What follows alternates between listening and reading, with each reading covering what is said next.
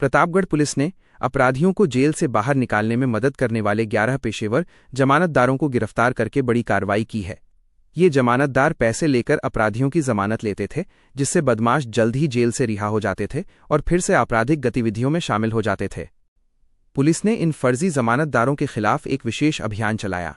जांच में सामने आया कि ये जमानतदार सुनियोजित तरीके से काम कर रहे थे।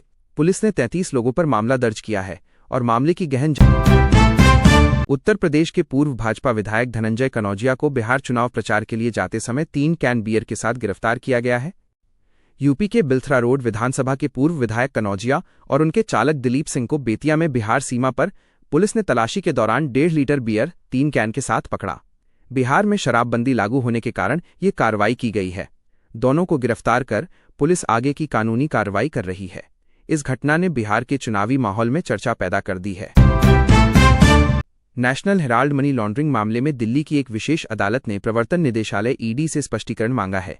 कोर्ट ने ईडी द्वारा दायर आरोप पत्र अभियोजन शिकायत के संदर्भ में कुछ दस्तावेजों पर सफाई मांगी है। इस मामले में कांग्रेस नेता सोनिया गांधी और राहुल गांधी समेत कई अन्य लोग आरोपी हैं। आरोप है कि गांधी परिवार की कंपनी यंग इंडियन ने कथित तौर पर धोखाधड़ी से एसोसिएटेड जर्नल्स लिमिटेड एजेएल की 2000 करोड़ रुपए से अधिक की संपत्ति पर कब्जा कर लिया, जिसके प्रकाशन अधिकार नेशनल हेराल्ड अखबार के पास थे। कोर्ट ने ईडी को 30 अक्टूबर को स्पष्टीकरण देने को कहा है। इस तारीख पर अदालत बिहार में आगामी चुनावों को देखते हुए अंतर्राष्ट्रीय और अंतर्राज्यीय सीमाओं पर सुरक्षा और चौकसी बढ़ा दी गई है। बिहार की सीमा नेपाल से लगती है, इसलिए सशस्त्र सीमा बल एसएसबी और अन्य सुरक्षा एजेंसियां कड़ी निगरानी रख रही हैं। ये चौकसी मुख्य रूप से अवैध गतिविधियों जैसे कि मादक पदार्थ, ड्रग्स, शराब, नकदी और नकली मुद्रा की तस्करी को रोकने के लिए बढ़ाई गई है, जिनका उपयोग चुनाव को प्रभावित करने के लिए किया जा सकता है। सीमावर्ती क्षेत्रों के थाना क्षेत्रों को अलर्ट पर रखा गया है और वाहनों के साथ साथ पैदल आने जाने वालों की भी सघन जांच की जा रही है। इसका उद्देश्य निष्पक्ष, शांतिपूर्ण और सुरक्षित मतदान सुनिश्चित करना है। पाकिस्तान ने हाल ही में यूनाइटेड किंगडम यूके के लिए अपनी सीधी उड़ानें फिर से शुरू की हैं। यह कदम लगभग 5 साल के प्रतिबंध के बाद आया है, जो फर्जी पायलट लाइसेंस घोटाले के कारण लगाया गया था। 2020 में एक विमान दुर्घटना के बाद यह खुलासा हुआ था कि पाकिस्तान इंटरनेशनल एयरलाइंस पिया के कई पायलटों के लाइसेंस संदिग्ध या फर्जी थे। इस सुरक्षा चिंता के कारण यूके और यूरोपीय union aviation safety agency EASA ने पिया की उड़ानों पर रोक लगा दी थी। अब पाकिस्तान द्वारा सुरक्षा मानकों में सुधार और लाइसेंस सत्यापन प्रणाली को ठीक करने के बाद यूके के वायु सुरक्षा समिति ने प्रतिबंध हटा दिया है। ये पाकिस्तान के विमानन उद्योग के लिए एक बड़ी राहत है।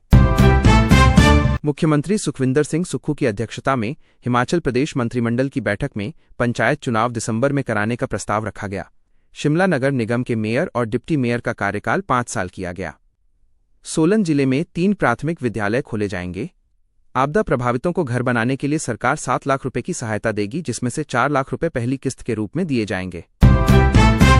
मुख्यमंत्री योगी आदित्यनाथ ने जेवर में नोएडा इंटरनेशनल एयरपोर्ट का निरीक्षण किया। उन्होंने निर्माण कार्य की प्रगति, सुरक्षा व्यवस्था और उद्घाटन समारोह की तैयारियों की समीक्षा की। उन्होंने परियोजना की गुणवत्ता, समयबद्धता और विभिन्न विभागों में समन्वय पर विशेष जोर दिया। मुख्यमंत्री ने कहा कि ये एयरपोर्ट प्रदेश के विकास का प्रतीक बनेगा। शुरुआत में इसकी वार्षिक यात्री क्षमता 1.2 करोड़ होगी और प्रतिदिन 150 उड़ानें संचालित होंगी। इसके शुरू होने से उत्तर प्रदेश 5 अंतर्राष्ट्रीय हवाई अड्डों वाला देश का एकमात्र राज्य बन जाएगा। यह एयरपोर्ट रोजगार सृजित करेगा और राज्य की अर्थव्यवस्था व पर्यटन को बढ़ावा देगा। उन्होंने अधिकारियों को डेडलाइन पर काम पूरा करने के निर्देश दिए। आपकी दी गई जानकारी को 100 शब्दों में समाचार के रूप में प्रस्तुत किया जा सकता है। बिहार विधानसभा चुनाव 2025 सिकंदरा सीट पर चुनावी सरगर्मी तेज। बिहार में 2025 के विधानसभा चुनाव की तैयारियां शुरू हो चुकी हैं। जमुई जिले की आरक्षित सिकंदरा विधानसभा सीट पर चुनावी माहौल गरमा गया है।